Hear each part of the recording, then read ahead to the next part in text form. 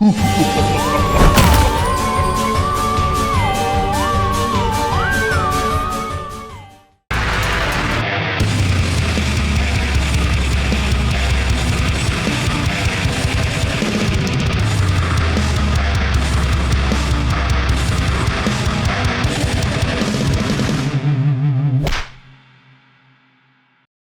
is happening, everybody? And welcome once again to episode 81 of GKDR. I am your hostess with the mostest this evening, Garrick B. Eaton, and I am joined by some friends this evening or morning, depending on when you're listening. It's evening when we're recording it, but that don't mean shit.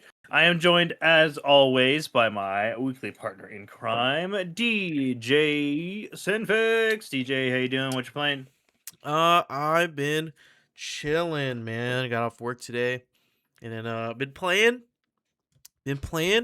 college football revamped. It's a mod for NCAA football 14. Okay. Been playing that. Been playing the dynasty mode because, well, I would be playing college football 25, because that's on Game Pass Ultimate, but I'm not re-upping that subscription to play that on the cloud. So. Yeah. I am Nah, drinking this You are right. Flash IV body armor. It's pretty good. Made by Flash Yeah. Thompson. I forgot Body Armor was a brand. I'm gonna be honest. Yeah. Body armor is pretty good. 2,200 milligrams of electrolytes, zinc, vitamins B and C. Immune support, 720 milligrams of potassium. I mean, that's a lot of potassium, you know. I mean, just eat a whole banana. That's like 15% of your daily value of potassium. There is one like really annoying beverage. I can't remember because God, potassium came up sometime. Like one of my family members has low potassium, and they used to drink Body Armor specifically to get like their deficit. But there's something that's better for it. Yeah. Then I can't remember what it is, but there is something that there's like a drink that provides way more potassium. And it's like a very normal ass drink. And you'd be like, oh shit, really? I can't remember what it is though. But I digress. Anyways. So yeah. Ginger ale? DJ's just protecting his body with a healthy beverage and playing a modded version of an older game because he doesn't want to pay $30 a month for Game Pass. But and the dynasty system is way better. It's way better. That dynasty system is so much better. You and me, we connect on the team manager level. Okay, I have headcanons for all my scouts. Okay, my recruits. Yep. All right. I've been trying to get them to the pros. Yep. Right. So I've been much more immersive the regiment system for you. I put out a playbook. I got some set plays. You know what I'm saying. I'm doing the whole thing, dude. I fired my defensive coordinator. We gave up like too many runs up the gut, man. I just can't. While we're recruiting guys, no, man, we got to do better. We got to do better. Somebody who's got different perspective, different mindset. Yeah, dude. If I could do the press conference, I would fucking do it, bro. If I could do it, I would fucking do it, bro. Yeah. I get you. We are also joined by I believe for like the second time in the last like couple of weeks, by our good friend Devin Safern, aka Brevin the Dude. Devin, how are you doing? What you playing? I'm doing good, man. I'm doing good. I mean, we'll definitely talk about it later, but a lot of Battlefield 6. A lot of that. I've also been diving back into Fallout London, which is a mod of Fallout 4. Right? Yeah, and a mod of an old game as well. Great. So yeah, it's fantastic. It's a complete overhaul. Every time, like, I took a break from it for a while just because I had other things going on, and I'm really impressed that this mod is fully voiced by multiple different actors and actresses. It's like fantastic, actually. That's good to know. Really, really impressive, like with the fleshed out stories and cut scenes and side quests and like like as an avid Fallout player, I know you played a lot of Fallout 76 with me. It's impressive. It's impressive. Um, and then yeah, other than that, I do some diving every now and then. I got some friends playing ever since it came out on Xbox. Nice. And I've been playing inconsistently with that. yeah, we talked about playing the other day. We still need to do that Yeah, soon. but we have not done it. Not recently.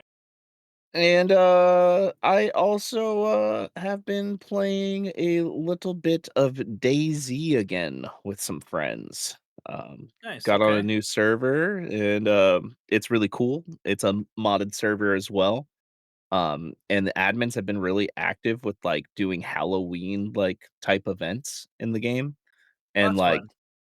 we've been fighting like demons and like, clowns from outer Ooh. space and like there's like Michael Hell yeah. Myers just randomly walking around the map and you really can't kill him, so you have to run away from him and stuff. It's pretty fun. You see It's him, you pretty just gotta fun. run away.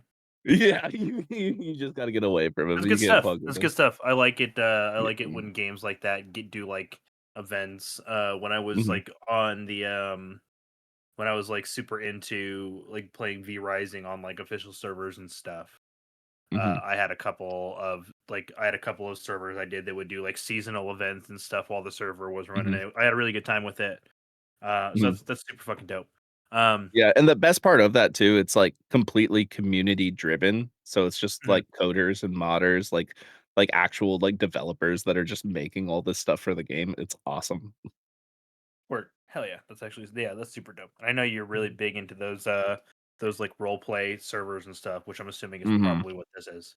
So Yeah, yeah. dope. I've not been playing as many games myself lately. I over like the long weekend, I guess it was a long weekend for me. It was a regular weekend for everybody else. Over my long weekend, I finally finished Dying Light the Beast. Nice. Finished that up the other day. Really enjoyed it. Can officially say it is without a doubt my favorite game in the franchise of the three. I had an amazing time with it. It has some really fantastic, like mechanically, it's just I love it so much, and it has some really impactful side stories. That I loved playing through. Um, Playing just a little bit of some other spooky games, just kind of kind of keeping in the season a little bit. Playing another new game that I will talk about here in just a little bit called By Sweet Carol. And then believe it or not, just because I fucking wanted to and I felt like it, and nobody can fucking stop me from doing anything that I want. I actually was playing Redfall. Oh shit. On my Xbox. Like, Oh I'm I sorry. know it's shit. not a good game. I understand. It's bad. But like every once in a while, you like bad things. Like sometimes a bad thing just strikes a chord with you and you end up enjoying it. And this is just one of those things for me. I've just been kind of playing through it cozy style, just enjoying like the Halloween atmosphere that it provides because it's not like super duper scary or serious or anything. But like I don't know, I've just been enjoying with it. That's kind of been what I've been playing on and off here in between my model painting, which I have been doing fervorously lately. Um, Mhm, but we're not talking about me playing shitty video games. We are, however, going to be talking about a golden era dark story. Is Battlefield back? And much more. Because this is Good Kraken's Death Ratio, y'all, where we are slashing through the podcast space to be your source for all of the nerdy video game news, reviews, and discussions that you want to hear each and every week. If you want to get ahead of the curve, you can head on over to our Patreon at patreon.com/Good Kraken Pods, where you can submit questions and topics to the show, get exclusive content, and have early access to episodes before they go live on podcast and video services wherever you like to watch or listen. You can also help us level up our game by joining the GK community on our Discord channel by clicking the link down in our description section below, then subscribing to our podcast channel by searching Death Ratio and leaving a review there. I really need to cough. Somebody talk for a second. Oh yeah. Review. Victor. Man, look at this guy coughing and stuff right now. It's like, look at that. Yeah, you drink that water, baby. You drink it. I needed it. Anyways, fuck, I knew I forgot to do something. And that is update the segment that is coming up next, which is what, DJ? It is The critical hit. There you go. Critical hits. We have a few. As you guys may have noticed, Spooptober is here. Sadly, it is getting ready to come to an end. I feel like this month went by radically quick. It did. Like I blinked and October was done. We were getting like next Friday, not this Friday, after this recording, but the following Friday is Halloween. Which is sick. Halloween on a Friday is fucking rare. No, I have Fridays off too. Yeah. I'm stoked. Yeah, it should be. You guys doing anything fun for Halloween? Not off the top of my head right now. Actually, I have no real plans at the moment. I think I'm working. I have a Halloween party I'm gonna go to. I don't know what I'm gonna be yet though, so I got to figure that out. I didn't really plan that far ahead. Originally, I was supposed to be on tour, so I didn't have a costume. Yeah. But in the spirit of the season, we've been doing some spooky content. So yeah, as always, please go check out goodkraken.com where we have merchandise and the latest episodes available, including the latest episode of the Shipwreck Show, which we apologize got delayed just briefly because it was a long one, folks. We are doing another tier list. We know y'all love those. We are ranking Halloween candy, and it's getting intense. We are going to it's going to end up a two-parter. We're going to finish that tier list next episode, but we ranked a lot of candies. I still think Reese's yesterday. peanut butter cups got done dirty, man. I think B is respectable. It can live there, and I don't feel bad about it. It's at the least an A, at the least for some folks. But hey, if you want to see what candies are where on that tier list and why we felt the way about them, let us know. And you guys can let us know in the comments how you think we fucked up that tier list, DJ's favorite, or what your candy tier list looks like. Because I feel like it's a pretty subjective thing. But check that out. It's an interesting, fun episode and conversation. We are also we're still working on our new schedule for Songs of the Abyss. We had an episode come out. We have an episode recorded for y'all, and it is going to be coming soon. We have a couple episodes recorded, and they're coming for y'all. But keep an eye out for those. As you can check out our latest episode, which was recorded just about a month ago, which is still available. So yeah, go check that out. And then go ahead, Devin. I was gonna say I can explain this one. Ernell got sick, so we couldn't do 20,000 films last week. Yeah, and I had work shit going on, which is why we did not do our Battlefield 6 review last week as planned. We apologize. There was very little podcast last week. But we're back, baby. And who really wanted to see Tron Ares anyways? That franchise, I'm hoping that franchise made the noble sacrifice. So I'm hoping it's finally the nail in the coffin for Jared Leto's career. I'm hoping that Tron died so that we never have to see him again. On that note, actually, so I listened to the film cast with David Chen, Jeff Kanata, and whatnot. They actually, I wish I could cite the source on this, but I'm pretty sure, I can't remember the journalist's name, but this came straight from the Hollywood Reporter, is that Jared Leto's career as a leading man is now over because of the way that this movie he literally, every film he has led in has been like a major flop. He doesn't like, the guy has an Oscar and he doesn't make horrible films, but it's like the John Goodman effect. I love John Goodman. Think of how many times you have seen John Goodman as a leading man in a film. He is a better support actor. Some actors are just better in that sort of role. But also, Jared Leto's a piece of shit, and fuck Jared Leto. Yeah, but that guy's a fucking creepy weirdo. But man. which you know, I won't talk about this too much, but it still amazes me that somehow Jared Leto played a protagonist role in a Tron movie, which is owned by Disney. You know, when they were quick to fire James Gunn over a fucking tweet from like 15 years ago. That motherfucker sending used condoms to people in the fucking mail. Yeah. Dude, he's like, psycho. come on, man. Come on. Like, like the writing was on the wall. Like nobody wanted to see this movie. It flopped worse than I did fucking honestly. Morbius. Morbius should have been. Yeah, that literally should have been it. Like after Morbius, like that should have been it. Hmm. That should have been I a will say though, fucking A plus wrap on this if dude's career. if you want to make him an antagonist in a movie, or like a character that gets violently killed in a horror movie, I'm there for that. Go You for it. know? Yeah. But yeah, I'm so Yeah, glad. Let's not cast him anymore. But yeah, exactly. I digress. Check out our latest episode of our one episode we had last week, and you got 2 episodes of Shipwreck you can watch. That's what I'm telling you. That's what I'm telling you. Plus this and at the time of our release, which is tomorrow. So yeah, enjoy this as well. But as always, that is what we had coming up in our critical hits. Not a whole lot because last week got a little hinky, but moving things right along. We are going to be moving into our next segment, which is what, Devin?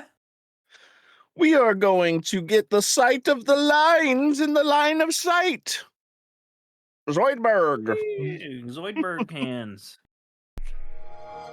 We're headed to our line of sight segment, friends. As always, this is our what games are releasing this week, covering from the time of our recording, October 21st through Monday, October 27th. This information is coming from Game Informer's release 2025 video game release schedule on GameInformer.com. And without further ado, let's get her going. We have, starting on October 21st, Jurassic World Evolution 3.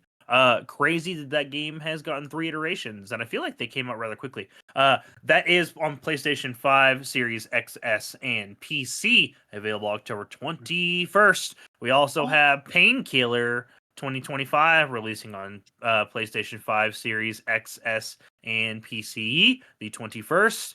Then we have a highly anticipated sequel to a long dead cult classic, Vampire Masquerade Bloodlines 2, which is releasing on PlayStation 5, Series XS, and PC the 21st. Dispatch, which is going to be the only game all season that I eat negative points on my Fantasy Critic, releasing on October 22nd. Watch I get a perfect score and you eat like 30. I only counterpicked it because I thought it wasn't going to release this year. PlayStation 5 and PC on October 22nd. Then we have Tome releasing on iOS and Android October 22nd. Then we have Angry Video Game Nerd 8-Bit on PlayStation 5, Series XS, PlayStation 4, Xbox One, Switch, PC on October 23rd. Why are we still supporting these old ass fucking consoles? It's actually getting kind of ridiculous. Bounty Star, I think it's holding back development at this point. Bounty Star is going to be coming out on PlayStation 5, Series XS, and PC October 23rd. Then we have Double Dragon Revive coming out on PlayStation 5, Series XS, and PC October 23rd.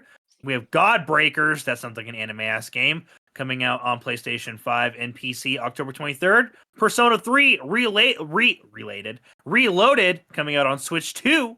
This is a port available on October 23rd. Then we have Plants vs. Zombies Replanted, a remaster of the original classic coming out on PlayStation 5, Series XS, Switch 2, PlayStation 4, Xbox One, Switch, and PC October 23rd. Then we have Power Wash Simulator 2 coming out on PlayStation 5, Series XS, Switch 2, and PC October 23rd. Jackbox Party Games 11. Wow, damn. 11, dude. I can't believe they made 11 of them. That's fucking crazy because I love those, but the last one I played was like 4. That's going to be available on PlayStation 5. Yeah, so fun. Series XS, PlayStation 4, Xbox One, Switch, PC, Mac, and iOS on October 23rd. Don't worry, I'm sure it will come to Android at some point. The Lonesome Guild available on PlayStation 5, Series XS, and PC October 23rd. We have a lot of fucking games coming out this week. Yeah. Chicken Run Exaggeration coming out on PlayStation 5, Series XS. Chicken Run? Yeah. Chicken Run, brother. PlayStation 5, Xbox One, Switch, and PC on October 24th. Then we have Hot Wheels Let's Race Ultimate Speed coming out on PlayStation 5, Series XS, Switch, and PC the 24th. Then we have Mouse coming out on PC October 24th. Once Upon a Jester coming out on PlayStation 5 and Series XS on October 24th. Once Upon a Katamari coming out on PlayStation 5, Series XS, Switch, and PC on October 24th. Oh my god, and we have just one more, The House of the Dead 2 Remake coming out on PlayStation 5, Series XS, PlayStation 4, and Xbox One on October 24th. The next release picking up that Tuesday on October 28th. So, lots of games coming out in the Lots of next games. week. Unlimited. I'm games. actually excited to play Dispatch. It looks really good. Dude, it looks I really want to good. play that. So I think that might be a day one purchase. I skipped out on a Ninja Gaiden. Yeah, I think skipped it's out. one that I'm probably going to end up getting as well. I'm definitely curious to see how it's going to review. Yeah, I I'm really gonna like get it Aaron Paul. I mean, obviously, like you always kind of gotta wonder, like, on games like this, like why embargo. Why is the embargo the same day the game releases? I Mhm. always kind of leave that as a question mark when studios do that, especially when it's their first game. Like let's get that review hands on early, folks. Like let people make an informed purchase on your title. But I am all in all excited about the game. I have a feeling it's going to do really well. That's why I'm kind of sad that I'm probably going to eat points on it on my fantasy critic because I did not counterpick it because I Look, think it's going to listen. be bad. I just thought it wasn't going to come out. I did the same thing with Dune Awakening. DJ did the same thing with Oblivion Remastered. Yeah. Mm-hmm. Yep, we all had a few. But it should be Ernell ate it should be shit. interesting. Yeah.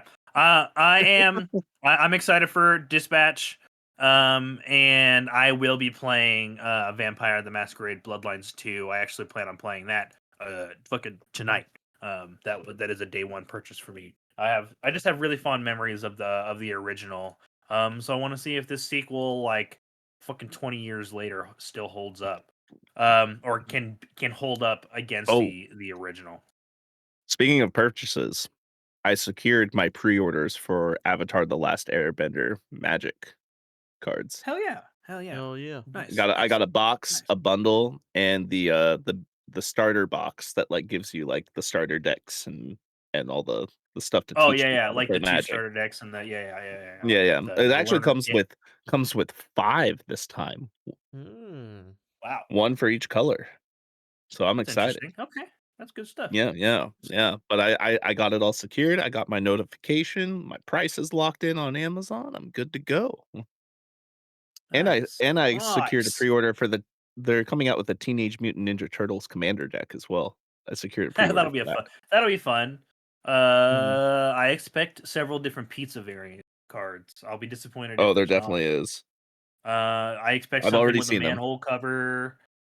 Actually, all Um, the lands are all slices of pizza where the ingredients are in the shapes of the colors of the land. That's crazy. that's fucking sick, dude. Dude, I love the cultural implication on cartoons on things like that. Like because I definitely like I when I think Teenage Mutant Ninja Turtles, I do think pizza Oh, immediately. 100%, like the Uh it, cheesiest it pizza is like too. there literally yeah, like it Like is the there they coincide in cheesiest my mind. pizza. Yeah. So that'll be a fun deck. That's But why I yeah, liked Teenage Mutant Ninja Turtles when I was growing up is because of pizza. because of pizza. But folks, we are going to be getting into some fun stuff this evening. We have 2 reviews that we are going to be doing for you guys. No news this evening. We've been really news heavy the last couple of weeks. But we're going to be reviewing some new games. I wanted to review my game for this evening because it is a spooky indie game and I wanted to give it a highlight. And of course, we got to highlight the new that everybody is talking about. But I will be taking the reins first as we head on into our chapter select. This is our hands-on segment, right? Providing our first impressions and individual reviews, individual being yours truly, on games we've been recently playing. We're going to be telling you guys what it's about, game genre, mechanics, story writing of characters, giving it some feedback, and then giving you guys a score. Just for y'all up front, we don't do a numerical score around here. We do a play it now, wait for sale, or buy on Game Pass, which I think we may have to fucking amend. Yeah, I don't think we can. I don't think we can endorse Game Because Pass no more. at $30, you may as well just fucking wait for the deep sale. Oh, guys. guys, on the Game Pass conversation, I did decide to keep it at least for a couple months because there's games I want to play that I don't want to Which I pay for get. right at this moment. I actually canceled mine for personal financial reasons back in August and had intended to renew, but Mhm. I didn't in light of recent news. Yeah. So Which I yep. totally understand. Trust me, this is a big confliction of pain. Yeah, I'm gonna be honest, I've already because and there was a couple of games I was just like, you want to know what? Fuck it, I'm just gonna buy Outer Worlds 2, and I'll just buy it because I yeah, want I'm to play probably it gonna badly buy enough. that though. I am probably gonna buy that. I'm gonna see if they do the Play Anywhere for that. I will probably buy it on the Xbox so I can have it on Xbox and PC. You know, if they do the Play Yeah, Anywhere and that's thing, because fair. I know, Buy it through like their yeah, storefront if you want to, but just don't yeah, do it through Game Pass. Uh, yeah. but yeah, so we'll consider changing that in the future, given how Game Pass is not necessarily a super It cheap might be option time to for do a folks. star rating, not a number rating, but a star rating. Yeah, maybe we look at amending that. I don't know. We'll see. We'll look at it. We'll look at it to the drawing board eventually. But without further ado, we're going to be talking about the game that I am reviewing, which I briefly mentioned earlier as a game that I have been playing, which is by Sweet Carole. Um, this is a new game released by a developer by the name of Little Sewing Machine and published by Maximum Entertainment and Just for Games SAS. This is their first title ever by Oh Sweet shit. Carole, and it was released on October 9th on PC, Series XS, and PlayStation 5. I do believe it is also on Switch. I left that off there. A brief synopsis by Sweet Carole is a hand-drawn narrative adventure, completely hand-drawn in the style of classic animated films. Follow the trail of missing Carole Simmons and uncover the dark secrets hidden behind her disappearance from Bunny Hall Orphanage. I remember when we saw some initial trailers for this at a game showcase. I can't remember if it was Summer Games Fest or possibly Game Awards, but I was at one of those. We saw it. I remember seeing the trailer for this and kind of made a bookmark of it in my mind. Um, this is a completely hand drawn video game, like as it mentioned, and it's in the style of those golden era Disney films. Um, when you play it, you'll definitely notice that sort of pastel, soft Disney vibe. It gives me a lot. It reminds me a lot of like old Fantasia or like Snow White, Cinderella era Disney. Um, with where like everything is super detailed and very intricate, and there's just like there's like a consistency in like in those styles. Like you're familiar, like you know what Bambi and you know what the golden era Disney movies Yeah. look like, right? Even though they all kind of look different, there was like a style sameness to them. Mhm. And this uses a lot of inspiration from that specifically. This is a linear, chapter driven, like 2D side scrolling, like platformer. And it all takes place inside this orphanage named Bunny Hall. And it's it's actually really interesting. I like because mechanically the game doesn't innovate like almost at all. The big draw is definitely the hand drawn art style. Um, and it's like it's interesting because it it falls into like that Cuphead sort of vein, but not brutally difficult like Cuphead. But it's what it reminds me of, right? Like this is a game that takes heavy inspiration from an era in the of time, and it definitely tries to ground itself in that. This is very mechanically simplistic. It's like super basic, like adventure platforming, and you're definitely there for the narrative and the story and like its setting and an aesthetic.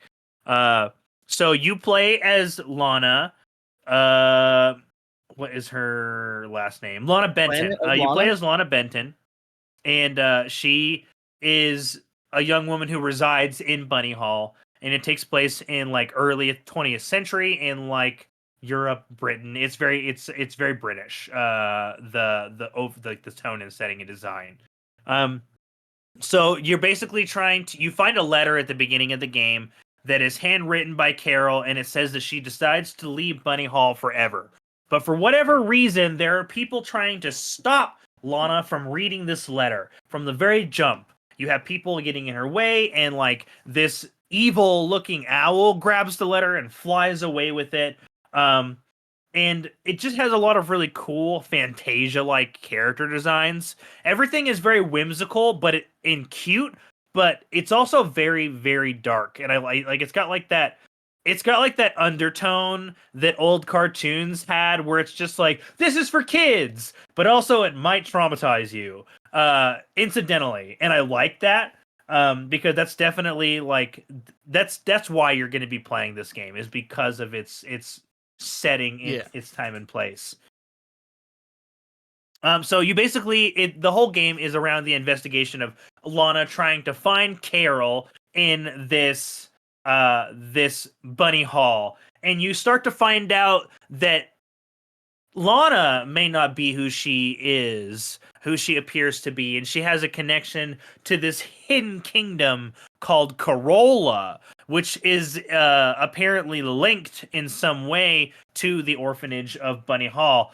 And she is the princess, like the returned princess of Carole, and you're unraveling her story. And I won't go into too many details beyond that about Carole itself, but you're trying to unravel the connection of Lana and Carole and Bunny Hall to this hidden world of Carole. And you have these Disney princess-like experiences where animals are talking to you. And early on in some chapters, you meet a man in silver who is like your guardian, and his name is Mr. Basie. And you meet, and he whisks you away and tries to save you, and travesty happens, and his head gets separated from his body, and so you meet Mr. Basie's headless body, who talks to you through his hands, and then you later meet his head himself separated from the body, who you're trying to rescue and return to his body, who becomes your little companion and can kind of help you solve puzzles and like search and that sort of search for Carole and that sort of thing. This uses the hunter chaser mechanic in its horror vibe. So you're going to encounter like different inhabitants or creatures in Bunny Hall. Perfect example is early on, I think it's like chapter 2 or 3, you meet a character by the name of Miss Fishern, and she has been warped into a grotesque fat purple bunny thing, and she's wandering around her section of Bunny Hall in the kitchen, monitoring all these bells, because she's like the maid of the house, and she's got like this big bloody mallet, and you have to run around and run from her and hide, and like it's got puzzle like mechanics, right? She'll hide, like she'll find you and she'll chase you, and you have to hide from her and hold your breath. And then you have to hold. If you hold it too long, your character will pass out and fall out of the closet. And if you don't hold it at the right time, she'll drag you out and beat you to fucking death with the meat mallet. Jesus. And so like it's got this golden era aesthetic, but this very dark overtone, right? And so you're running from this grotesque bunny woman trying to find your friend while you've been trapped in this basement, told to complete your chores, right? And you're not allowed to leave until you've completed your chores. And there's this boy who's burning these letters, who you don't know his name and you can't see his face, right? And just all sorts of freaky experiences tied to this main antagonist, Mr. Kine, who is just called the man in the tar hat. And he's like this top hat, red, beady-eyed, mustached man, with black flowing cape and ink-colored skin that like drips and oozes, and he can like change his shape, and he casts out these dark tar bunnies to like chase Lana around, and he's really gross and terrifying. All while trying to search for your friend Carole. The entire story is like it's very dark and it's like a fractured fairy tale, and it very much reminds me of those like the darker, you know, grim fairy tales of old. And it's a tale of love and loss and abuse and fitting in, right? This takes place in a 20th century orphanage where Lana is mistreated by her fellow peers and the adults in the orphanage, right, kind of giving light to those sorts of experiences in the 21st century, being an abandoned alone child. And Carole is her long lost best friend, and she's trying to grieve her disappearance and trying to find what happened to her all throughout the story, while simultaneously uncovering her own past and her connection to this mysterious and dark fantastical kingdom of Corolla that she is allegedly a princess of, and Mr. Kine, this man in the tar hat, that is trying to stop Lana from finding Carole and returning to Corolla, because every time he infects and gives her bad experiences, he takes power away from the kingdom and gains power himself. Like very, very black and white and classical storytelling. And without going in too further, in case you're interested in delving into this handcrafted horror narrative, if you've played, or if you enjoy old Disney films, especially the ones with the darker tones that kind of slip through the cracks, I think a really good example of like what kind of story you can expect from this sort of game would be like Black Cauldron, Devin. Black Cauldron? I don't know if I played Black Cauldron. Oh, you mean like as in The the movie, movies? like the movie Black Cauldron, Dude, like the I don't OG, like yeah, know. deep cuts. So this has it has the overall aesthetic of like Cinderella or Snow White in a very, but like if you sucked all the life out of the world, right? A very dark Snow White or a very Kind of like dark inside. Cinderella. Like if you Yeah, sucked all. Okay, okay. with See, if like you said it, it was like a inside tone with of like the Disney Black elements. Cauldron. Okay, okay. That's Yeah, interesting. it's So what is very this dark and available on right whimsical. now? What is this available on? This is Just kind of available curious. on PC, current gen, and Switch. Okay. I do Mhm. need to get myself some newer Switch games. It's been a long time since I bought some Switch games, but I've kind of been holding out This would be because a fantastic Switch game, straight up. If this is okay. if like this would be a great Switch game. It's only about a 5-hour title, 5 to 6 Mhm. hours, depending on how good you are at running away and your puzzling skills.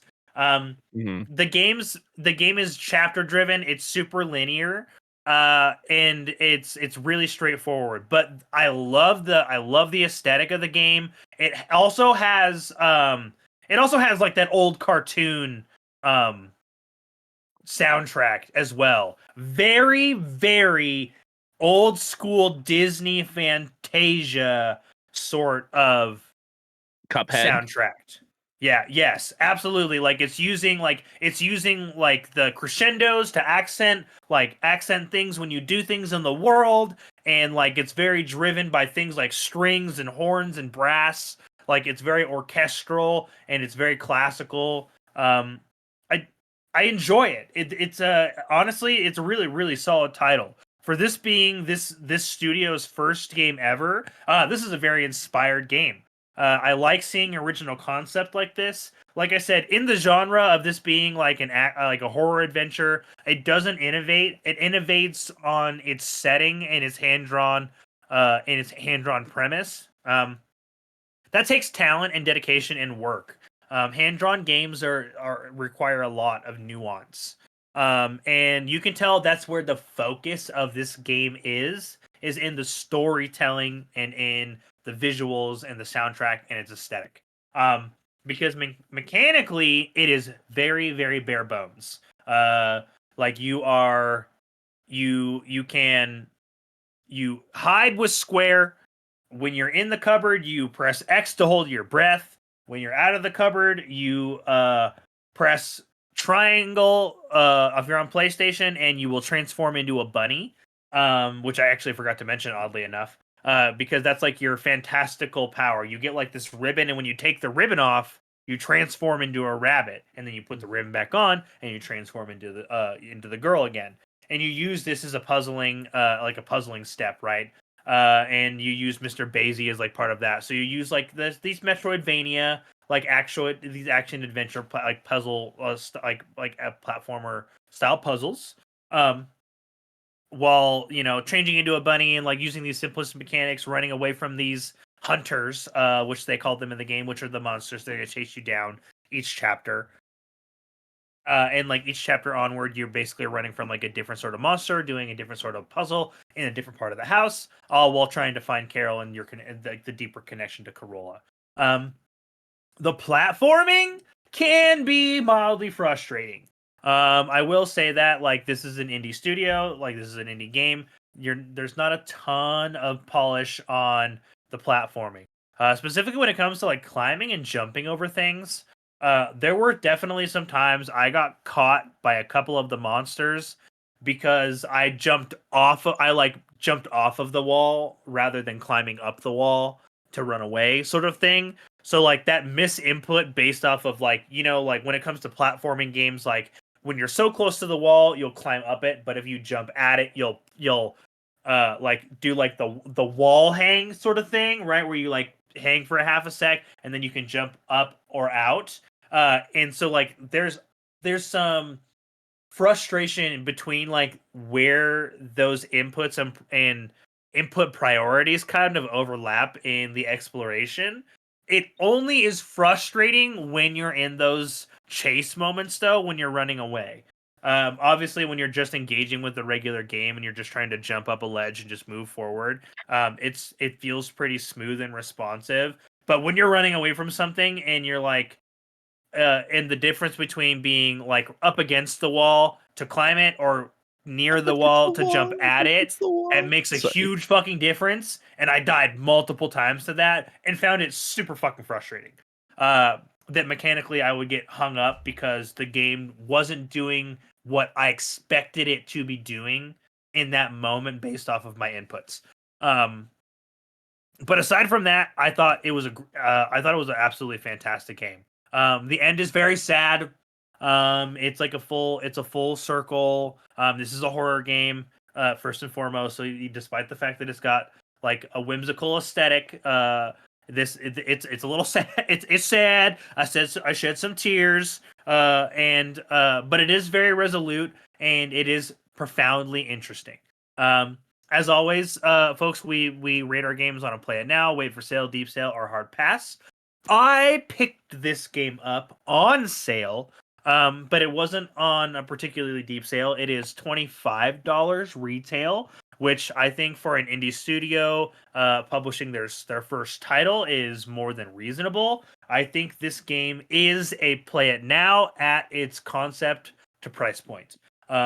Being this being their first title, this being a great hand drawn concept that is a love letter to cartoons of the yesteryears, while trying to maintain being relevant storytelling in a modern setting, which I think is really really powerful, and hard to do. I'm very curious to see if this studio becomes successful and if they end up getting new projects in the past. It's why I like to highlight and talk about games like these, because if small reviewers like ourselves don't talk about them, they don't get talked about at all. Like I said, I think Buy Sweet Carole is a play it now at $25. It's super super easy. I paid $20 for it. Would have easily spent the extra $5 just to support these developers. It is a beautifully dark and sad tale with a wonderful soundtrack and aesthetic that is very simplistic in its mechanics, that is mildly frustrating during its chase scenes, but everything else about it is engaging and immersive. And I think you should give it a try. Very nice. Yeah, I'm interested. I do I every now and then I have an indie game that'll stand out to me. I think in most recent years, my favorite indie game that I played was Trek to Yome. Are you Oh yeah, that familiar was with that great. I one? remember you playing that. You talked about it for a couple weeks. Yeah, I played that start to finish and it only took me a couple days to beat. Still recommend it if nobody's played it. It's a side-scrolling like beat 'em up samurai game, and it's very stylized. Music Inspired is by fantastic. heavily by Kurosawa films. Exactly. If you're if you're a Ghost fan, whether it be Yote or Tsushima, you should definitely play that game, Oh Trek yeah, to Yomi, for sure, for sure. 100%. But yeah, Yeah, no, I'm interested in this one. I'm gonna look into picking this up. Just like we say in the music business, it's Rocktober. It's definitely a Gametober this year. There's a lot of games coming yeah. out, There's so lots of this interesting is games easily coming to out get this buried. season. I love horror. This is not like a. This is like a. It's scary in the same way that like old cartoons were scary to you as a kid, right? Like it's not a scary game, and I I'd say like like that. anxiety driven, right? Like Yeah, like you can it's even say intense. Fantasia. Fantasia Yeah, has some like Fantasia. Yeah, intense things. it's Yeah, got some. It's emotionally intense and it's intense. Like, and yeah. I like having options like that available at this time of year because not everybody wants to play horror games like Dead by Daylight or Dead Space, right? Like there's like those are fantastic, right, and That's my have favorite. a place in the community, right? But okay, actually, except for fuck Dead by Daylight. Dead Space is fantastic. Fuck Dead by Daylight. Yeah, yeah. No, But honestly, and Dead by so like I think it's nice to be able to have less scary but still seasonally appropriate options for Halloween games. And Buy Sweet Carol is definitely that. DJ, have you played the Dead Space remake? I'm not. Dude, if you are intrigued at all, I would say play it now on that game Mhm. because it's literally my favorite survival horror franchise that's ever been made. But pick that up next time it goes on sale. It's been out for over like a year and a half now. Just pick that up when you get the chance. Please Gotcha. trust me on this. On like it's fantastic. And I'm used to the horror elements of that game. I remember streaming it. Everybody was trying to get me scared. Just didn't happen. But it is exhilarating and it is fun. Like once you get the hang of it, it is fun. But yes, Garrick, I'm gonna try this out. Yeah, awesome. Glad that I was able to convince you to try a new and interesting game. I'll be curious to see what you think of it when you get a hold of it. Yeah. But without further ado, folks, we will be moving into our big review of the night. Uh, moving into our final segment, right? The thing that we all What? want each and every week. The end game. Endgame. It's our headlining topic, folks. And like I mentioned earlier, last week we were supposed to review Battlefield 6, and we were sad we didn't want to do it. But we know you guys are still wanting to know if Battlefield 6 is worth picking up. So we are going to be having a review for it this evening. Will this be a multiplayer only review, or will it be a campaign and multiplayer? So I haven't played the campaign yet. Just because I've been playing with the game with a lot of my friends lately, and That's we've okay. just What been about you, doing DJ? multiplayer mode. But I've DJ, I finished the campaign. Yeah. take it Perfect. away, Then we can brother. give you the full kit and caboodle. I will let you guys decide what you want to start off with. As far as the review, I would personally recommend probably starting with the campaign, but I'll let you guys can defer to whatever you want. And then, without further ado, folks, we are giving you guys the breakdown and review of the latest Battlefield 6. A few quick little tidbits.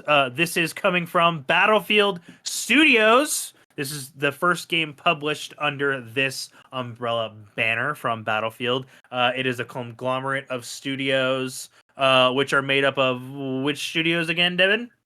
So you got the original creators of Battlefield who have made the previous iterations, DICE, and then you got Criterion, which helped a lot on building the single player experience. They're best known for Burnout and the Need for Speed series. There's a lot of vehicles in this game. Then you got Motive Studios, which is best known for their narrative work with like Star Wars Squadrons and Dead Space. So cool to see them adding to this. Then you got Ripple Effects Studios, which is formerly Dice LA. Dice used to be a couple different studios. Um, and they worked on a mode called Battlefield Portal, which is like the custom modes and stuff, Mm-hmm. Mhm. like custom maps that people can build off of. And then right before their closure, there was Ridgeline Games that actually helped develop the single player. Um, and unfortunately, EA did close that studio down though. Well before the release. Damn. Yeah. Which the release on that, which again, this is published by EA, as Devin just mentioned. Previous titled from the Battlefield Studio umbrella itself. This is its first umbrella title. This is the first release from Battlefield Studios specifically. But obviously, there is a storied history from the other studios, as Devin previously mentioned. This game released on October 10th of this year on 2025, and it is available on current gen consoles, PC, Xbox Series XS, and PlayStation 5. There's no fucking synopsis for this. I was really frustrated. Went to the official website. There's nothing. This is the latest entry in the Battlefield franchise, I folks.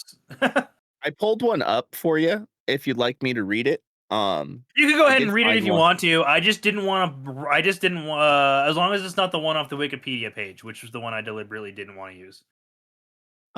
It's I don't think it's off the Wikipedia.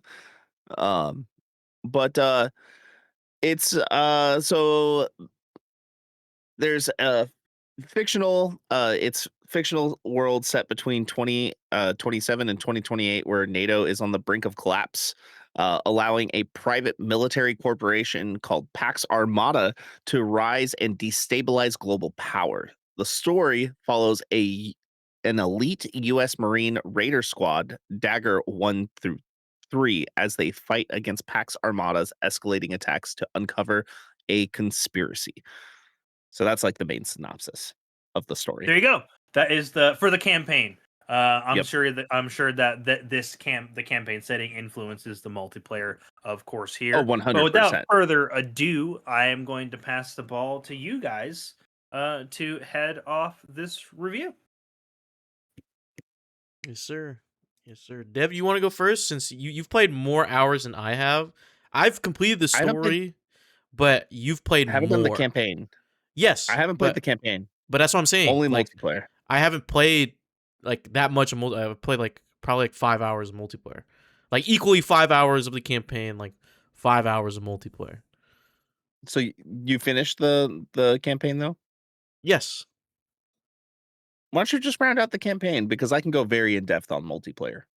I thought we were gonna go in depth on the multi, and then we can like talk about the campaign. But like, I'll go with the campaign then. So, like the synopsis said, um, the it's on the brink of war. The world is on the brink of war. It's or it has been at war.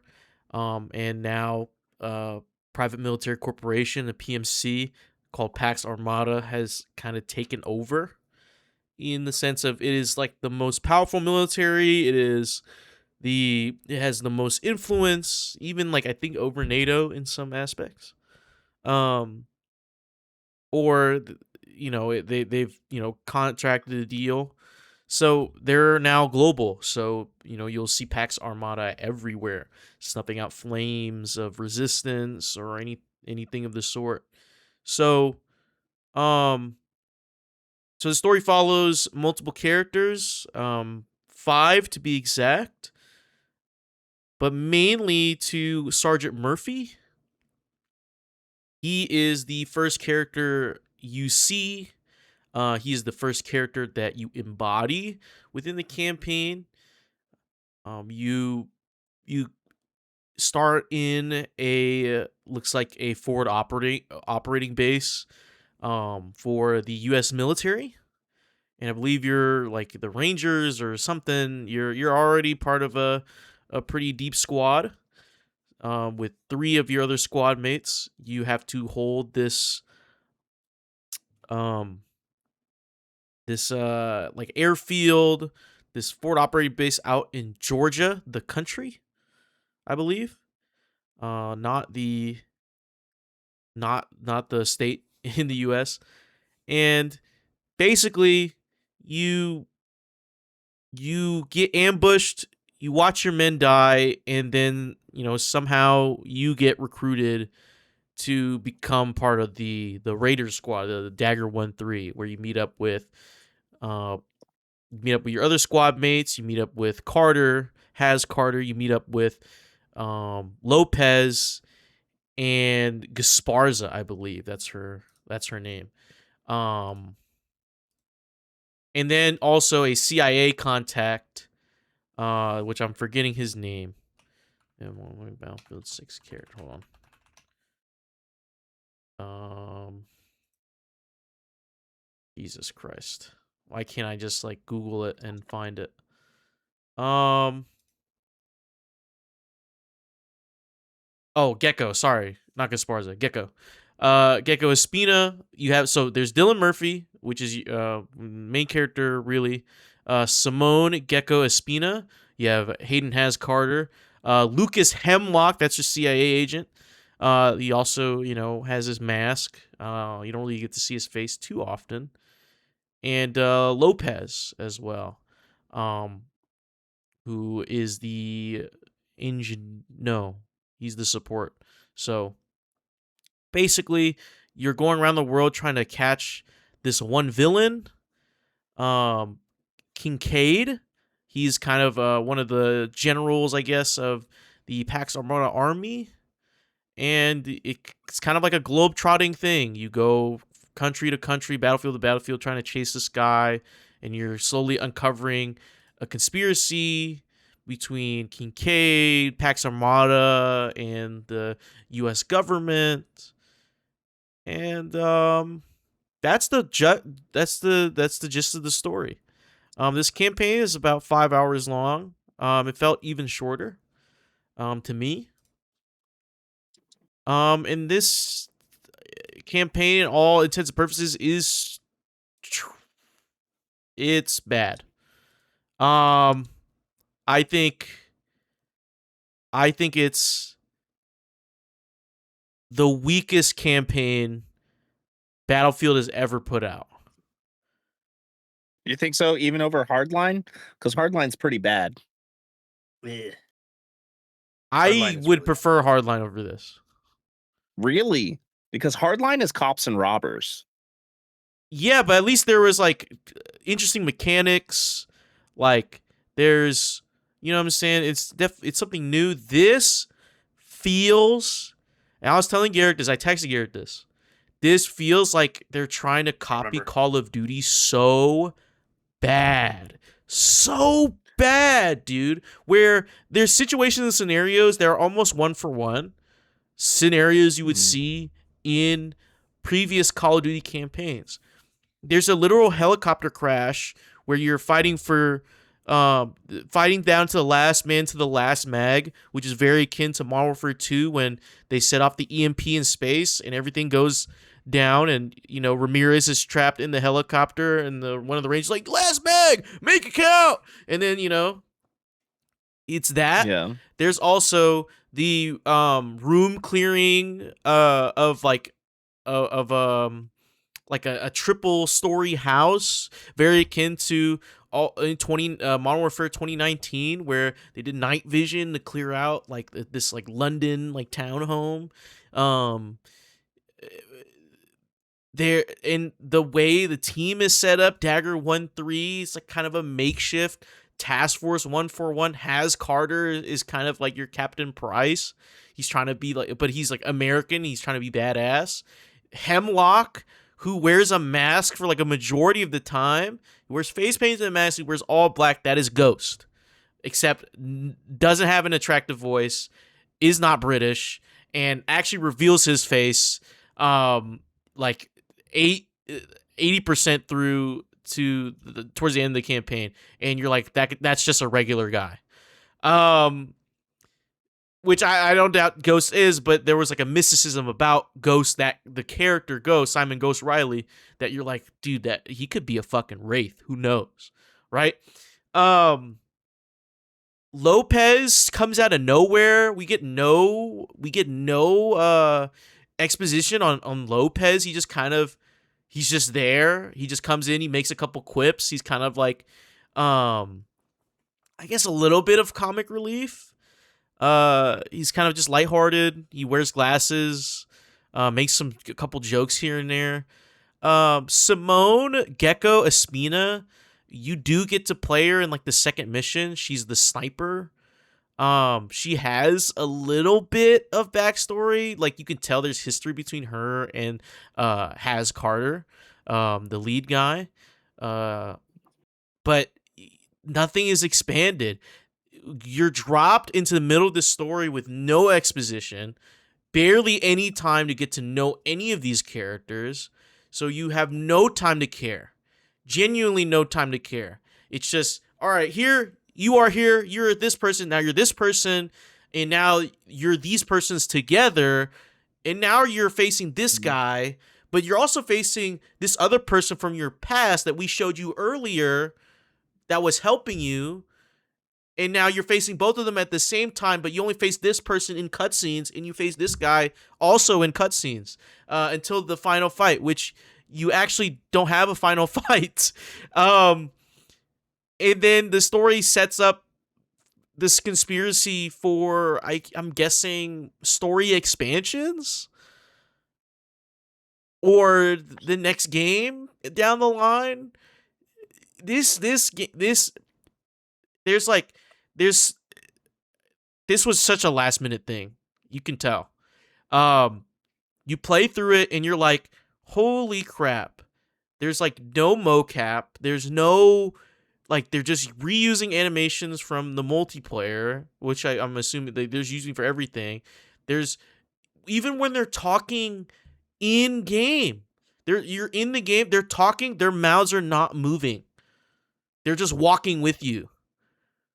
When they're stacking up, they're like getting in the way of each other. Like they're still controlled by the AI. Like I said, there's no animations. There's no thought put into the details of this campaign. And then there's there's one open-ended level that just feels like, oh yeah, go here, blow this thing up. It's very, I guess, similar to Bad Company, where you would like have these open-ended levels where you would like try to, go here, blow something up, and but those were interesting. And this one, it just feels soulless. All the gadgets and stuff, you basically just like, so there's alarms and shit, right, in the open-ended level. You know what you do to destroy the alarms? Just blow them up. You can't even stealth to, you know what I'm saying? To like cut the wire. There's no, like, it's literally just go here, blow it up, go here, blow it up. And then, like, and there's no animation for the sneak attack. It's literally just the animation you get when, like, you sneak attack someone in multiplayer. Dude, this campaign's like bad. I don't understand how I guess everyone's been playing multiplayer, and the story, the campaign's always been an afterthought. But comparing this to Battlefield 3 and 4, which this is a sequel to. They reference Lieutenant Blackburn from 3 and 4. And a prequel to 2042. Yeah. So this is in line with the series. So comparing this campaign, like if this was the first ever campaign they've made, then I'll be like, okay, it's serviceable. I would give it like a 5.5 maybe. But knowing what they could have done, knowing what they have done with Battlefield 3, 4, 1, 5, Hardline even. I fucking loved the campaign for 1. Yeah. Battlefield 1 is just a fantastic game. Battlefield 1, and you know what I'm talking about, Garrick, with the open-ended levels. It feels like, oh, I'm actually advancing through. I'm clearing these things out. I am playing as a soldier, but my decisions and my progress matters to the whole world. This does not have that. You're like, I feel like I could have just stumbled into whatever and I could have, got to the same point. The cutscenes make like no sense, like it chronologically, or like even it's just so sparse. This campaign sucks, and I'm really disappointed. Really, really disappointed. Honestly, I'm really glad actually that you decided to do this first, as far as the campaign, because it's worth talking about, and you are not the only one who feels this way. It's actually been so divisive in the community that if you look at like most major platforms, they have two separate reviews for this game. Yeah, And IGN gave it a 5 for the campaign alone. A 5 because yeah, it's the same review, same reviewers gave the multiplayer an 8. So right? Yes. Yeah. Like, so there is definitely there is a division in quality between the multiplayer aspect of this game and the campaign. And your review is like solidifying that for me. It's no longer just things I'm hearing on the internet. It's not just hearsay. It's like, it's a subjective shit. No, this is objectively bad. And I can't believe I had to say that. Like, I'm like, holy shit, did this campaign cook in like 5 hours? Did they just like do it like the week before? Because it just seems soulless. The studio that made it got shut down. Yeah, there you go, man. If the Saudis bought EA earlier, they probably could have kept that part, and the probably campaign would have been maybe would have been better. But man, it tried to be so like epic and grandiose and cinematic without any of those bells and whistles. Like Devin, you've played COD campaigns, especially Modern Warfare 2019 and Modern Warfare 2 2021 or whatever 2020. Like that. Those games didn't play Modern Warfare 3s or no, Black 3 was Ops bad. 6. 3 was definitely bad, but 1 and 2. I'm talking about 1 and 2. 1 was great. 1 was great. 2 was okay. I think 2 was really good too. I think it on par with the first one. But man, you can feel it like, oh, they're trying to copy Call of Duty so bad, dude, without like the cool like transitions from cutscene to gameplay. It sounds like it's just substanceless. It's not that I don't believe you, but I need to experience this now. Dude, just play it so and then message me, and you'll understand. I need to for challenges, because I'm gonna go through. I'm gonna get all the collectibles and the challenges. I've actually been like, I've missed every single multiplayer, collectible. I couldn't even find one. And you know what fucked up? These collectibles are in spaces where if you don't get them at the right time, they'll flag that area as you're out of bounds, and they'll tell you to turn back, so you can't. Like, there's areas like once you progress a little bit, you'll get soft locked out of an area where you get a collectible. It's fucking stupid. Fucking annoying. So yeah, no, the campaign. The only good thing is it's very short, like very very short. That's the only good thing it is. Like, I'm like, okay, yeah, sure, shoot, go do this, blow stuff up, shoot this, and I don't know, activate a nuke. It's bad, but it doesn't have to be bad for long, at least. Yeah, at least it's not like a 20-hour like fucking epic. You know what I'm saying? That it's like 5. Dude, yeah. I feel like you could beat it in 3 hours. Like I genuinely. We'll see. I'm gonna try and get all the collectibles, because there's some things. Yeah, there's definitely challenges. I don't even want to boot it up. And no, this is what pisses me off. Actually, Garrick, Devin. Yes, I'm listening. Well, I said there's no like set animations, there's no mocap, there's no flair to the campaign, right? When you launch the campaign, you launch Battlefield, you go, it has the menu, you're like, you have campaign multiplayer, you click the campaign, you start the campaign, the application closes and then reopens into the campaign. So technically, you are launching the campaign separately. So you're saying that I can't launch the campaign within the application that launches into multiplayer. And so you separate it and you do nothing with it. And it's just multiplayer offline. This is just, you know what I'm saying? Like what is and by the way, I bought this on Epic Game Store, which opens up EA Play anyway, which also if you bought it on Steam probably just It opens up does. into It does the same thing. It does the same Exactly. thing. You buy it on. So if you're on PC, the campaign opens up into a separate application. And you can't you can't quit to menu. You can't there is no pause. Like you can pause it, but you have to quit the game and then launch into multiplayer if you want to go to the multiplayer, or you just quit out the game entirely. There is no quit to menu, go to multiplayer. There's no quit the multiplayer in the menu, go to campaign. It's not seamless. You have to it literally closes the application and launches a new one. I wonder what that looks like on consoles. I don't think it is on. I think like they get the It full probably game. doesn't do that on consoles. It probably doesn't do that on consoles. And maybe I have the high res texture. I don't know, dude. I don't fucking. But yeah, that's the campaign. If I had to give it a number rating, if you put a gun to my head and give it a number rating, I think I'd give it like a 3.5 out of 10. Really, that's lower than what I've seen a lot of other people or outlets I say. mean, like it's decent. Like you can get through it. It's not like the worst thing in the world, but I have higher expectations for them. Especially since that's fair, man. I've played the other ones. So yeah, that's the campaign.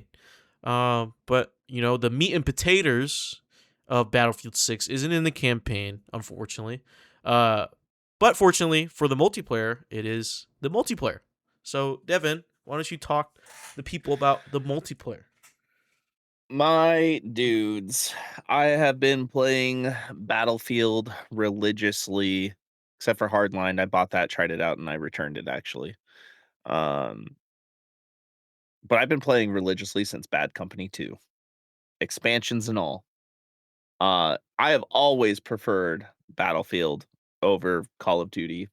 Every single one, actually, every single one. And you know what? The multiplayer in this does not disappoint. I'm gonna say that right now. Especially because I am tired of Call of Duty jumping, sliding, just like playing with fucking children in the lobby and stuff like that. But this game is beautiful. And it is optimized so well. It runs so well compared to all the other games that have come out, like especially on PC lately. Like you notice that DJ is like how well the game actually runs. It's super optimized. There's videos on TikTok where if you delete the high res textures, you can run it on integrated graphics of your CPU. Yep. Yeah, it's playable. Which is That's insane. actually fucking crazy. Yeah, no, it's nuts, dude. It's nuts. And people are still getting like 60 plus frames on integrated graphics. Yeah. Which is like it's insane. not like it's just running, it's running well. Yeah. Like well enough to play. Yeah, very well. The physics are pretty good. I do like that they're still working on some kinks. But man, Battlefield, when it comes to multiplayer, it's back. Conquest, Rush, Breakthrough, a new game mode called Escalation, which is essentially Conquest, except with multiple modes. And depending on which team is holding more of the points throughout the match, there is a timer that goes up. And as that timer exceeds to a certain point, it'll knock out one of those zones and it's permanently your zone. They cannot capture it anymore. So it's like a game of chess, essentially, with conquest points. And it is so fun. The other day, good friend of the show, Sam Pubmaster Drax, him and I are playing. We're having so much fun. And one of the most cinematic moments, there's this attack helicopter that has just been raining fire on us, right? And this attack helicopter is coming right at us in the game. It's coming right at it. It's like tilted down. You're like, oh, it's gonna do a flyby on us. And because like we were with a big group of our team, one of our jets comes out of nowhere and just hits that thing right out of the sky, and we watch the helicopter just spin out and just fall to the ground in a huge explosion, and we just run through the explosion to the conquest point. It's just like cinematic moments like that in a multiplayer experience is like what I live for because That's why I it loved Battlefield 1, which is it's still my it's favorite Battlefield, Battlefield. baby. It there is an amount of skill on it, but really the game is about working with your teammates. Like wholly, like 100% the game is about working with your teammates and closing in on the objective. It's not like who can do the best 360 no scope, who's going to get the most kills, it's about working as a team with your team. The downside to that, there was 7 million purchases in the first 3 days of Battlefield 6. A lot of those people are Call of Duty players, Mhm. and goddamn are they annoying. They're not playing objectives and stuff like that. Oh yeah, Um, you can find the COD player in a Battlefield lobby in fucking 60 seconds, dude. You're just yep, like, oh my god. Because you're gonna hit you're gonna hold escape or tab and pull up that fucking scoreboard, and there's gonna be three chodes at the very top with stupid KDAs and an objective score of fucking 0. Yeah. dude, we had this guy that got a tank, and instead of pushing the objectives to fight the other enemy armor to, like, help, you know, he Yeah, sat all the way back he in the just spawn slacks point. infantry and he just goes Yeah, like 21. He goes like 21 and 6, and he's yeah, just like, why and did we lose? And it was just like, because you were wasting we our artillery on fucking ground units, you dipshit. and he was just sitting in our spawn point, like the zone that the enemy can't get in, and he was just shooting from there.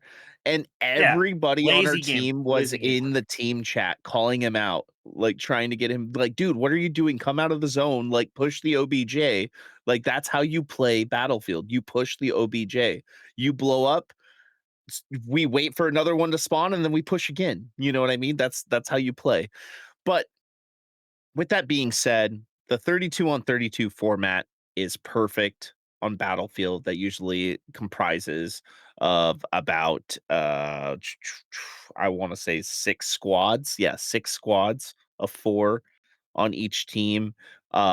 It got rid of the specialist cliche that 2042 had, which was trying to lean into like the hero shooter type of deal where everybody has their own ability and stuff like that.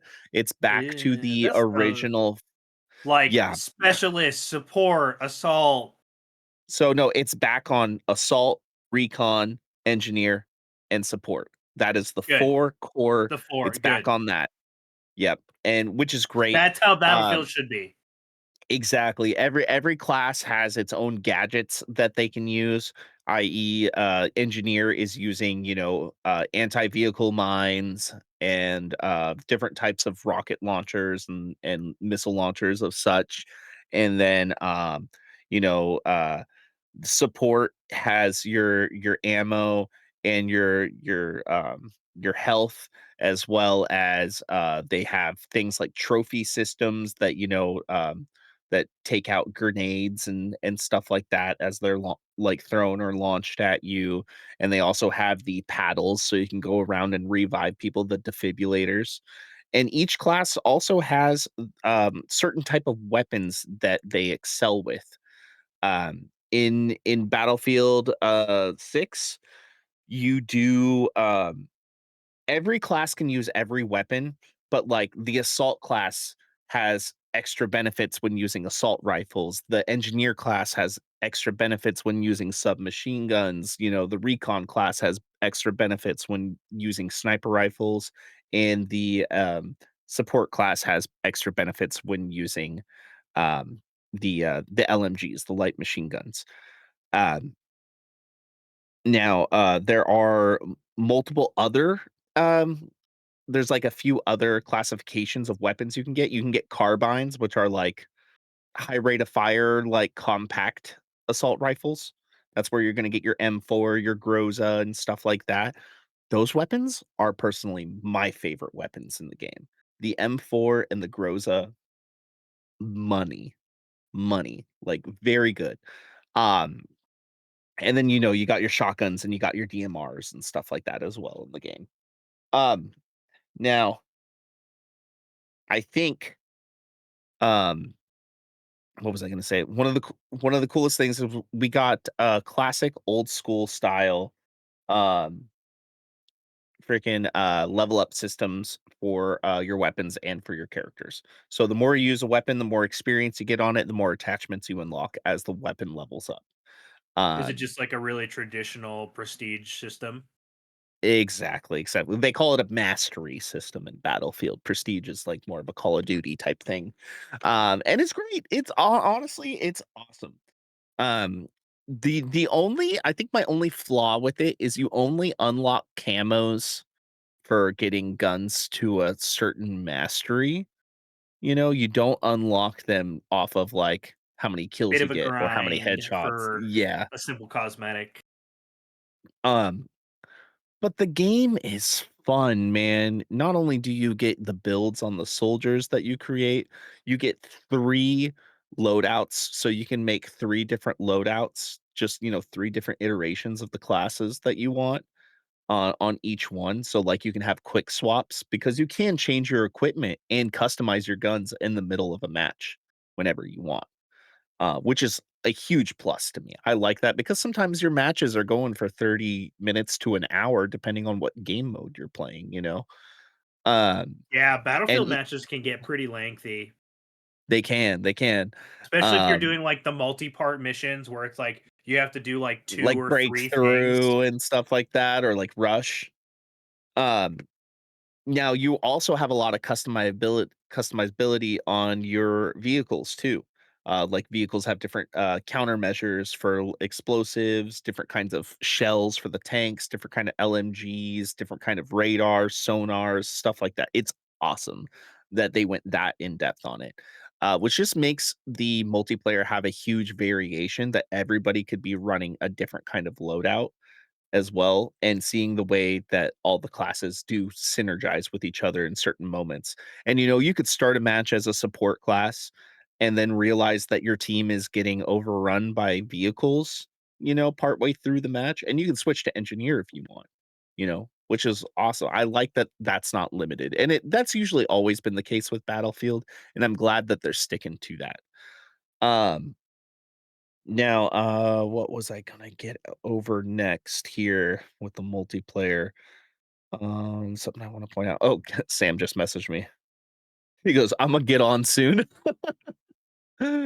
And you know he meant Battlefield 6. Oh, 100%, dude. We've been playing this like clockwork every single day.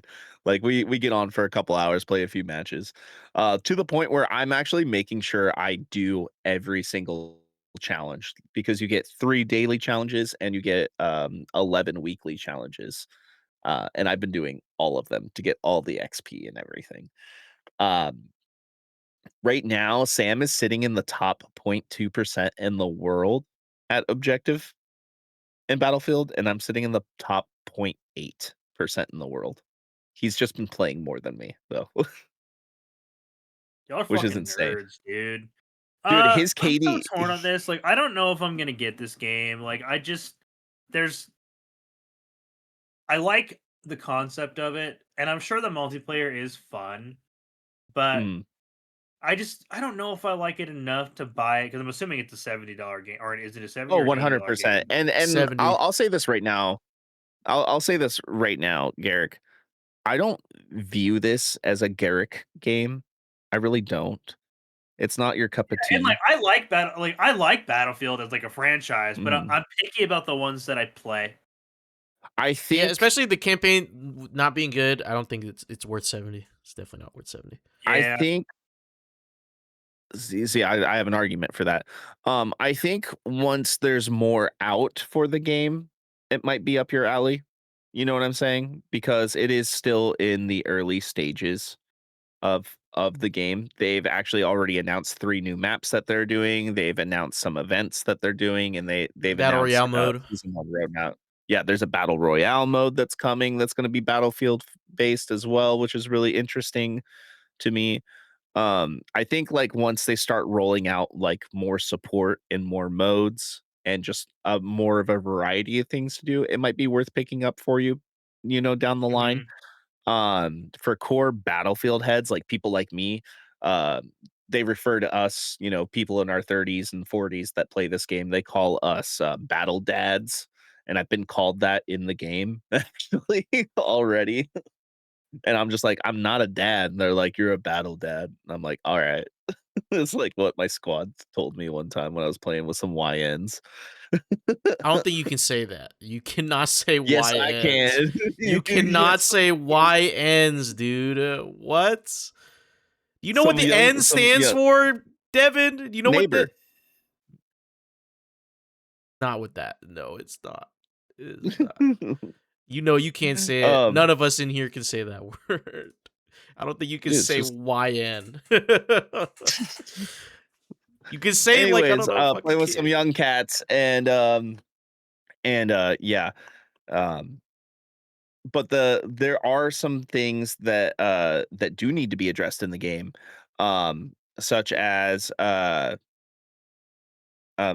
is this thing called bullet bloom right now that is kind of a factor. Is sometimes you'll be shooting at people and you can kind of see the tracing rounds. There's like a atrocious amount of spread on weaponry right now, which is kind of unrealistic for some of the weapons. And I think some balancing needs to be made. Especially like the MP5, for instance, has a huge range and like no bullet drop and just eliminates people really fast. And so does the M4 in the game.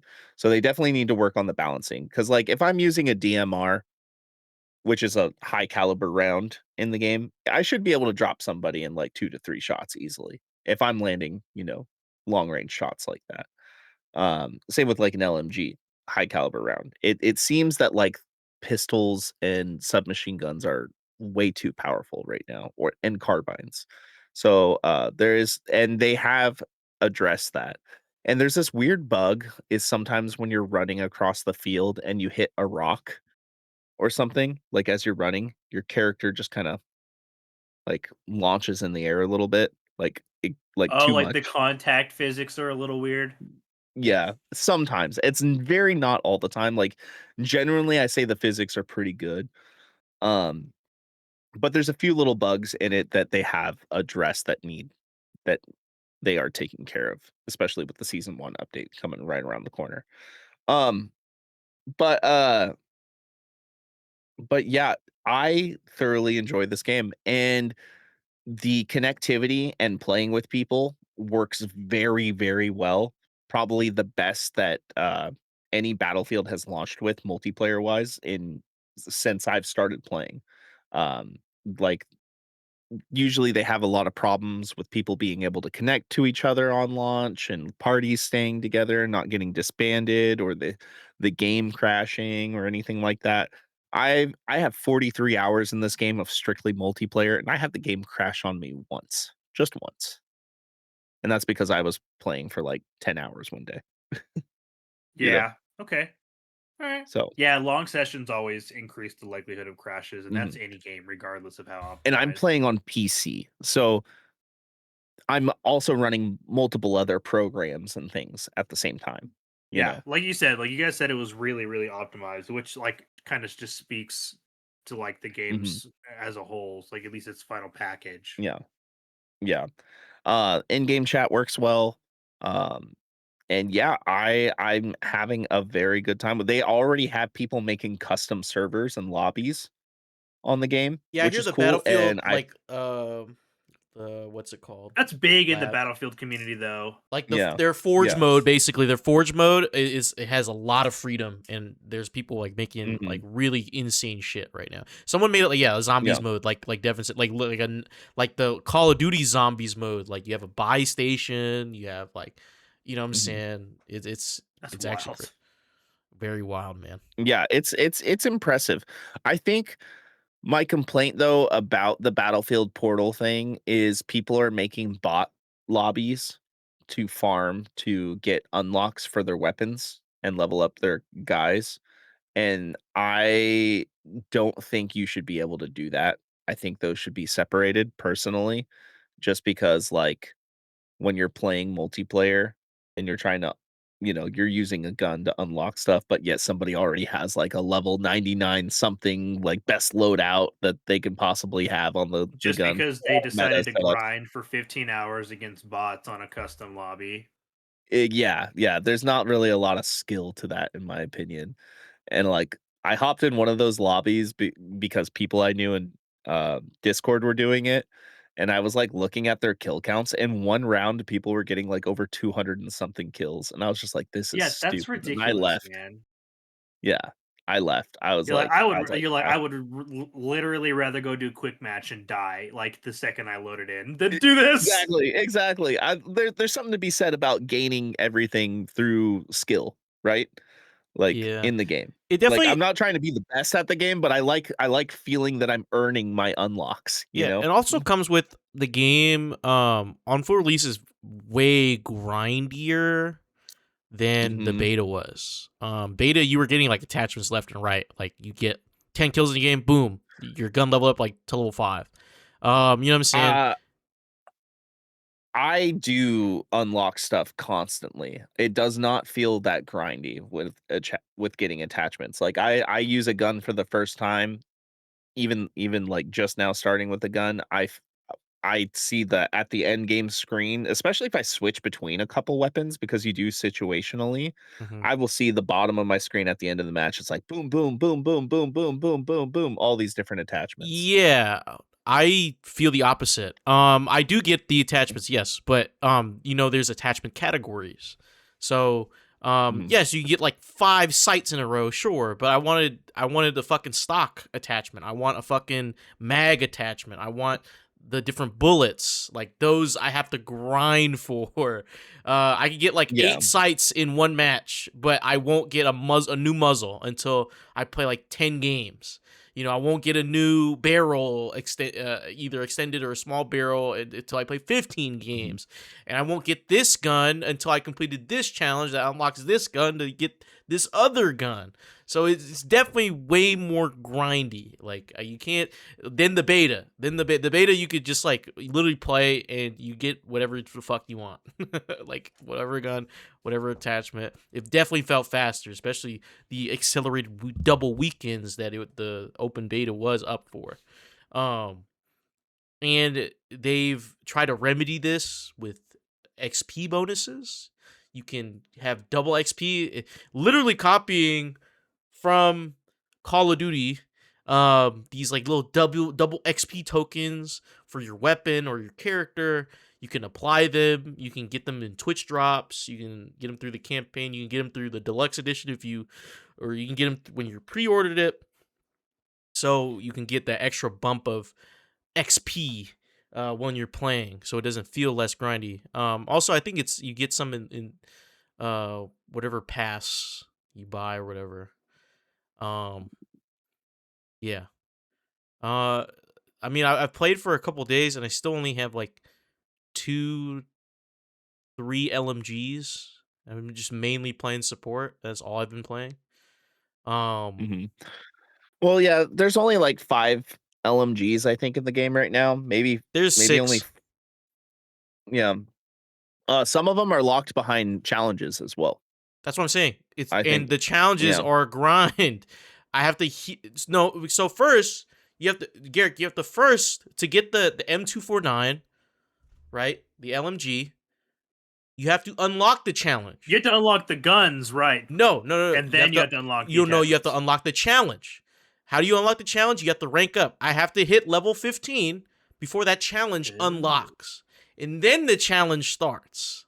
As I hit level 15, that's when the challenge starts. Now I have to heal 3,000 HP, which I probably already have done in the 15 levels beforehand.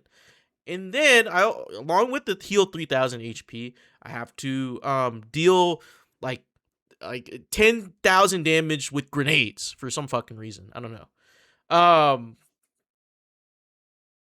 The grenades one was easy, I guess. But the the healing thing, I'm like, dude, I'm Oh, barely dude, healing if anything. there's a single challenge where it's just like get X headshots, I literally will be doing that for so long because I'm dog shit and stuff like that. I'm just like, well, I'm just gonna have to get a headshot. Yeah, there's a shit. sniper in the game. Dude, I gotta tell There's a sniper in the game, Garrick, where once you unlock the challenge, Barrett. you have to get 100 headshot kills from 200 meters. 200 meters, and I there's will one map. never unlock that There's sniper There's rifle. only one map, which is a legacy map, Operation Firestorm, that actually gives you that much distance to even So like good. comfortably snipe from 200 meters away. So, Dude, DJ, I had this daily challenge. No, so everybody gets different weeklies and different dailies. weeklies, and those give XP, like just regular XP, and not like attachments. Yeah. I had a challenge on my weekly. My first week was get 15 headshot sniper kills from 150 meters away. I'd be so irritated if that was my first thing. Yeah, but you're fucking better at FPSs than me, Devin. Dude, like, I never play recon. I like sat there for like multiple days, but like learning you how are to better ping than shoot. me at all aspects of SPSs. Yeah. This is an objective truth. I am not. I am a good gamer, but I am not good. Yeah, so like if you ever wanted that PvP sniper, I don't think you're ever getting that. I don't think you're ever like that shit would never get unlocked for me, dude. I am the motherfucker that like I get headshots off of recoil. Okay. Yeah, you're like oh shit. No, but I don't. That wasn't planned. But yeah, besides that though, everything else has been really good. Like I see people complaining about the hit reg in the game. I've been having really good hit reg. Like the servers have been staying pretty on point. Like I point at something, I shoot at something, it dies. It's not I like it doesn't feel like 2042. Like 2042 like has moments of solid gameplay, but then there's some moments where I'm like, oh, I can feel the latency. I can feel the millisecond ping, you know what I'm saying? I can feel the packet loss, right? In this one, this game has been solid, dude. Solid, optimized. It's fun. It's exhilarating. Like Devin said, it's cinematic, especially playing a support. I'm throwing smoke down. I'm dragging people. The drag and res system is the greatest thing they've ever added to Battlefield. I have you seen it, Garrick? That sounds dope, actually. No, I haven't seen any clips of that. So it's one of the selling points. So if you're a medic or if a squad mate is down, you have the option when you walk up to them, instead of you can res them, like you pull a syringe them, but you can also drag them in their body out the way as you're resing them. So, you know, you can get them to cover and like you can finish the res. Or what I've seen people do, especially on medic, because medic is the only one that can res people outside of a squad. So they would like, instead of using the defibrillators like wherever they are, they'll drag them to a safe space and then use the defibrillators as a quick revive. Yeah, that's so fucking sick. That's so and I'm sick, like popping smoke. I'm laying down, suppressing fire. This guy's dragging this guy here. Explosions goes off to the left. That would be really cinematic. Dude, gunfire. Dude, it is like they're slowly taking the point. They're flanking us from the right. Someone throws a grenade. It blows up like 2 guys. Like, man, those moments you cannot replicate if you wanted to. You literally can't. You can't. It feels like war. Like that plane just ramming the helicopter because they knew they couldn't blow it up fast enough by shooting it. They just rammed it so it wouldn't kill us all. Like that's what our teammate did. Dude, I get blown up by a grenade. I fall back on my ass. I'm like waiting for you to revive. And I'm like, help! Like, you pull out your hand, help me, medic! And then next thing you know, you're just moving backwards. Dude, there's a tank, there's a BTR rolls up. It's a friendly BTR. It starts laying down. They start unloading. And then this guy drags me out behind the BTR, sticks me a syringe. I get up we're Okay. moving with Have the you guys beat. seen the It's movie so Warfare? Good. Yes, it's just Not like, dude, yet, it's Warfare. not yet. It's just like Warfare. I'm gonna watch it. It's just Dude, like Warfare, dude. That what you just described literally was like their evac scene before they got the shrapnel. That's exactly. exactly what that shit made me think of. Devin, So- you need to watch Warfare. I do, but I want to specifically watch it with a specific experience in mind. But I want to say this: Sam and I, we've been diving underneath tanks and other light armored vehicles because they thought ahead. You do not just die if you go underneath. You have to specifically get ran over by the tracks. By the tracks. Of the Mm-hmm. We've been diving underneath with our repair tools and blowing up vehicles. Dude. Because when it's an enemy vehicle, you can use your repair tool to deconstruct it. Yeah.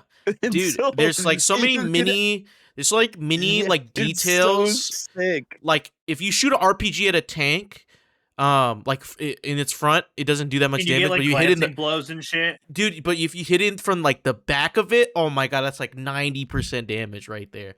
Boom. Yep, Like yeah. You hit most the tanks- back. stuff like Armor that. is the weakest. And then like the specialization of the classes, like if you're in any other classes except for recon, you pick up a sniper rifle, you are actually less accurate. Mm-hmm. If you're then the recon class, like wherever you're pointing at 100 meters out, it's like almost hit scan. It's like wherever you're looking at, it clicks. But if you're any other class, it actually has a little bit of bloom. It has a little bit of variability. Same thing with the other weapons for the other classes. So supports have the LMGs.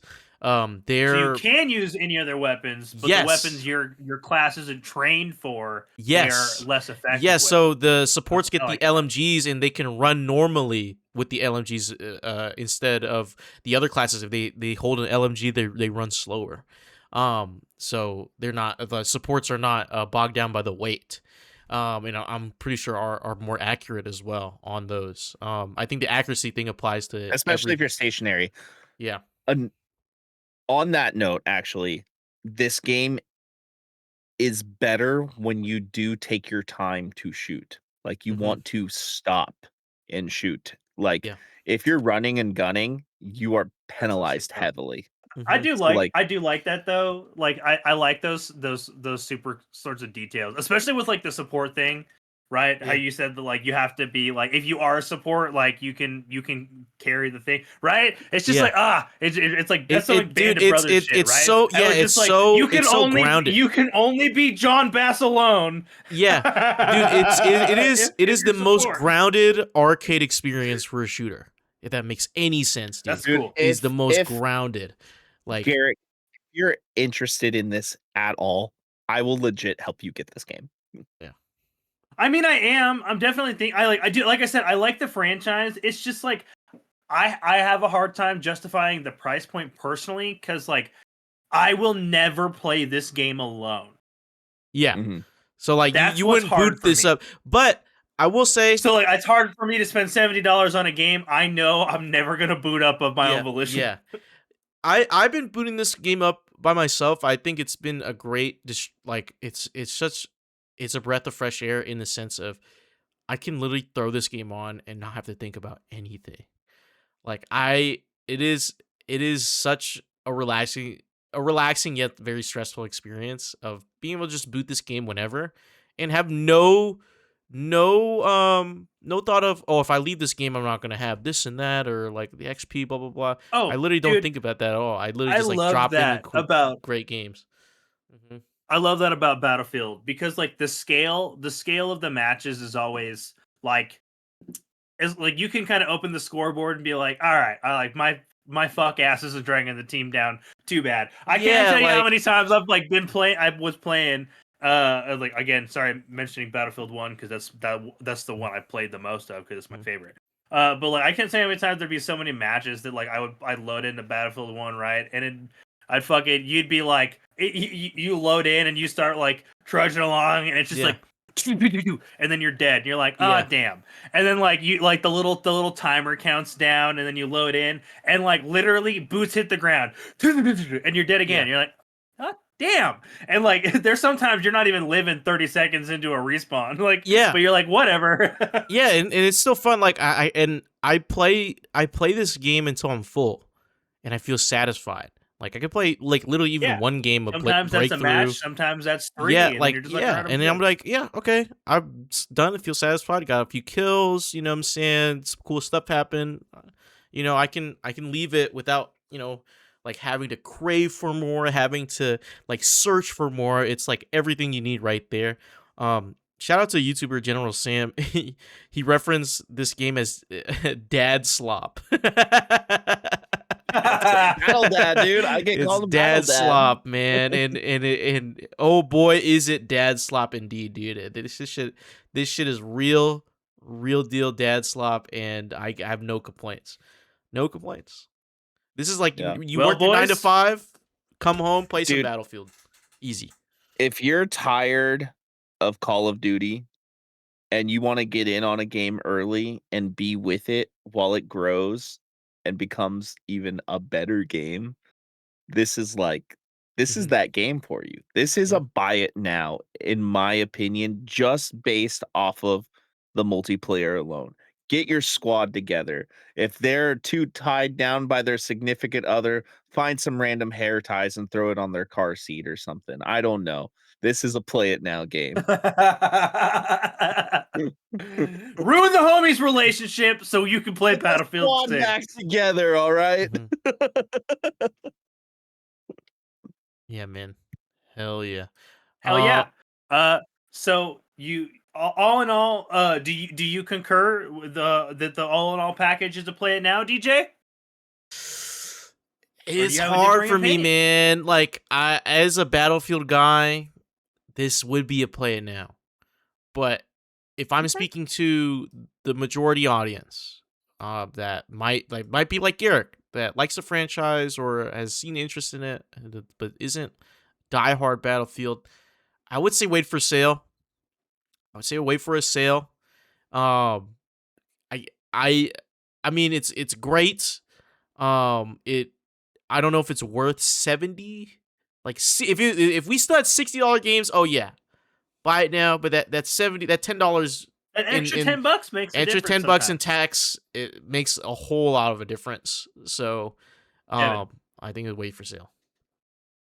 The only thing I will add to this is that all the content they're coming out with, like maps and modes, Hmm. none of that is going to be tied behind a paywall. That'll all be free. So I think as this game develops, it'll be more than worth $70 personally.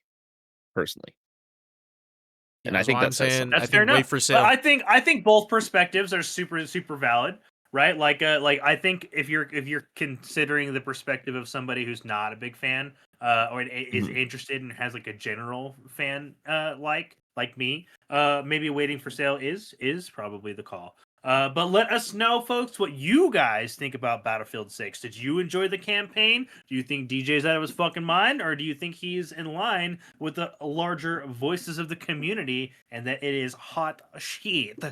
And what did you guys think of the multiplayer aspect? It sounds like there's a ton of little details in the game and lots to enjoy. Let us know in the comment section below, because this has been Good Kraken's Death Ratio, your source for all of the nerdy video game news, reviews, and discussions that you want to hear each and every week. If you liked what you heard, you can head on over to our Patreon at patreon.com/goodkrakenpods, where you can get exclusive content, discounts on merchandise, and have early access to episodes before they go live on podcast and video services wherever you like to watch and or listen. You can also help us level up our game by joining our GK community, by joining our Discord channel, by clicking the link in our description section below. Then subscribing to our podcast channel by searching Death Ratio and leaving a review there. We have Review. to go, everyone. But until next time. Just join some dad slop. Hell yeah. Dad slopping it up. Hell yeah. Hell yeah.